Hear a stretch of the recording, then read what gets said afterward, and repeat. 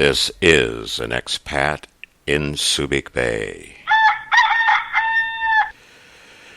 Well, yesterday was a good eating day, and I had two things that I was responsible for on the menu. I was responsible for the bean and pork soup. Tess put it together in the morning and got it going, but I organized it, got the ingredients. We had bought pinto beans 3 weeks ago or so, maybe a month ago. I've been looking forward to making bean soup again for the second time, and got some good chunks of pork without any bones or very much fat. Very expensive doing that, but in a soup you're not using a lot of volume of meat, so it's not that expensive overall.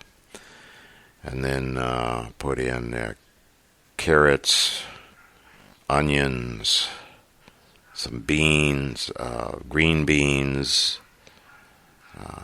Turned out really great. Now it's interesting to note, and I knew it in advance, that the Filipinos are not into dried beans per se. They eat a little bit of them. There's some beans in their famous dessert here. What's the name of that? I'll think of that later. But generally speaking, they don't eat beans. You don't find dried beans in stores very often. We got the beans up there at Royal, which is a store for expats and Filipinos with some money. But it turned out great. I'm very happy with it. But I would say, getting back to the Filipinos and beans, I would say half of the family liked the bean soup. Half the adults.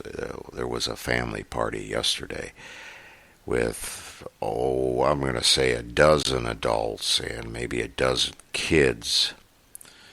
So I would say half the adults ate the soup, ate it all, so I assume they liked it. Maybe they didn't like it very much, but they at least ate it. Half of them didn't eat any, so none of the children even tried the soup. No way possible. They're not going to eat something they know nothing about. Generally, I'm speaking. Many small children under the age of 5, there's no way they're going to try something different. And the teenagers, for sure, they don't eat vegetables very often because they don't like anything beyond rice and a little bit of meat. And of course there's snacks and chips and sweets, all that all kids like. But I certainly did enjoy it, that's for sure.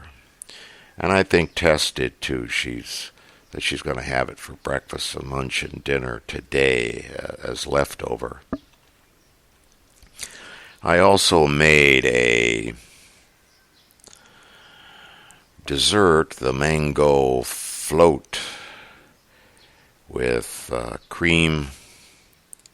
It's cream that's in a box. It's not fresh cream that you get in the refrigeration section. It's in a box in a regular non-refrigerated section, so it's not fresh, obviously. I use sweet condensed milk, graham crackers, and mangoes. That turned out great. I put some chocolate syrup on top as a design, and wow, turned out wonderful. Now that was a big hit with everybody, no doubt about that. And next time I'm going to use something that I found in one of those expat stores over at Subic the last time we were there. It's coconut cream. Yeah, I haven't seen that around very much. There's coconut milk, coconut juice, but coconut cream is not highly visible for finding in the normal stores around here.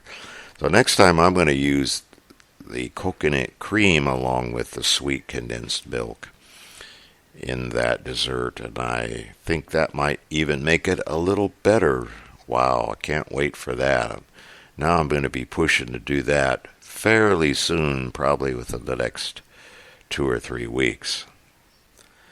So the eating, as usual, has been good. We're still working on those amazing vegetables we purchased on Friday up at the public market in Olongapo. Wow, it's just terrific. $5 worth of vegetables that will last the week. And those vegetables went into that soup, some of them. So I'm making good use of those vegetables. And Tess made a chop suey a couple of nights ago. That was wonderful, absolutely wonderful, with the little quail eggs in with it. Wow, those eggs are good. I've only had quail eggs maybe 3 or 4 times in my lifetime.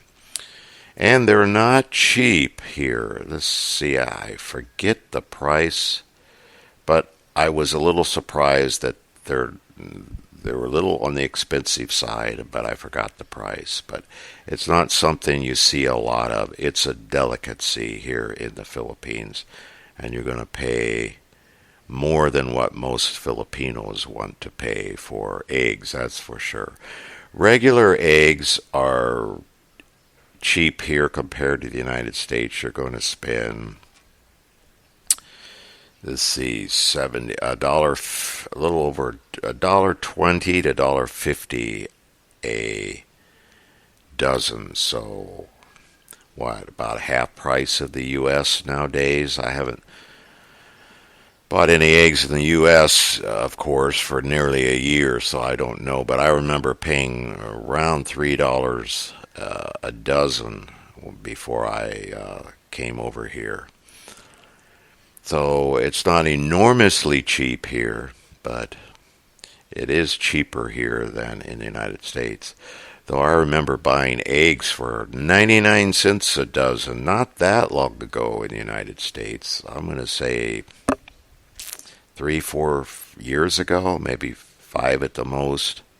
Eggs used to be super cheap in the United States, and then I don't know what happened, but they took off in price, and you could pay $3 a dozen is what I recalled paying for regular price. Anyway, it's been good eating as usual. Now I saw a guy that out on the streets yesterday that works out in the gym where I work out. He's a jerk and dropper, I call him. Big muscles and lifting heavy weights and no cardio. He doesn't do treadmill or anything to bring his heart rate up or breathing up, but he's an all muscle man. But I give him credit in that he's about 55 years old. And a lot of those jerk and dropper type guys that I've seen in the gym who are older have a pretty good stomach protruding. Yeah, they got big, huge muscles. They got arms quadruple the size I have, but they've got pretty big stomachs that protrude. Just part of age and eating a lot and not getting enough cardio, not burning enough calories.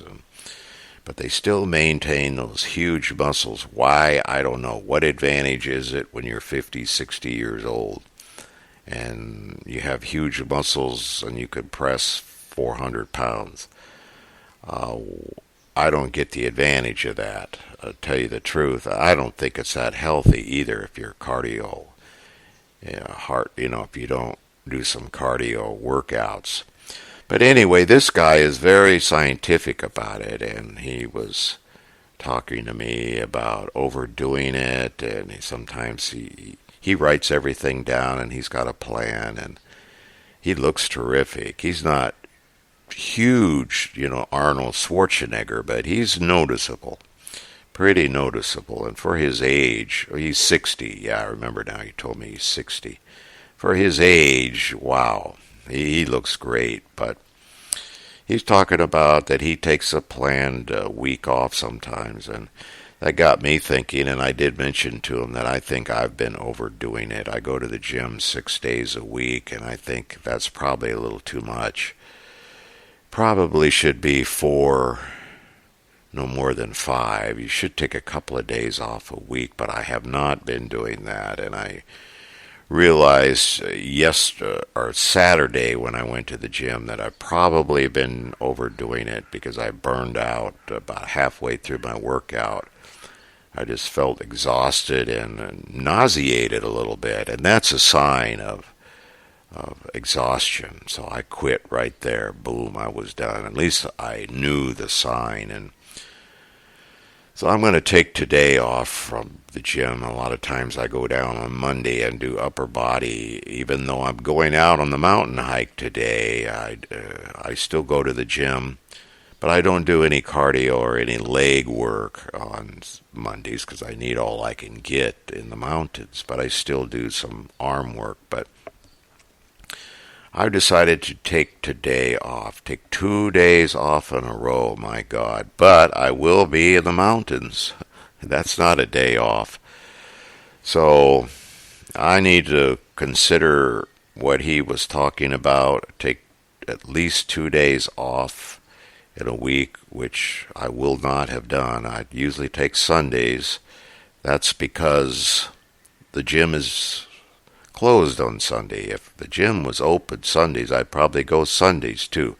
Though I know that's not sustainable. I've got to back off, and I maybe will do what he suggests, take a week off every now and then. I don't know the interval that he does that.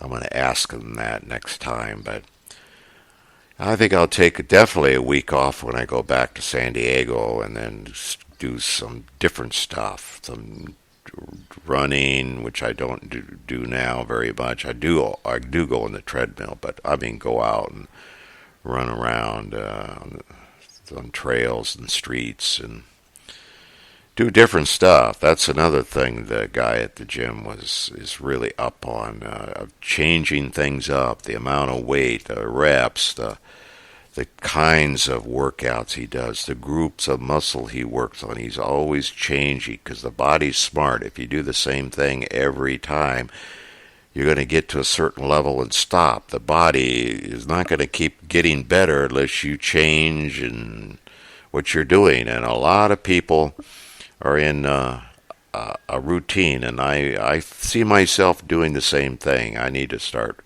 coming up with a plan of changing things up. So anyway, that's enough of fitness talk, and I'm going to end this podcast right here.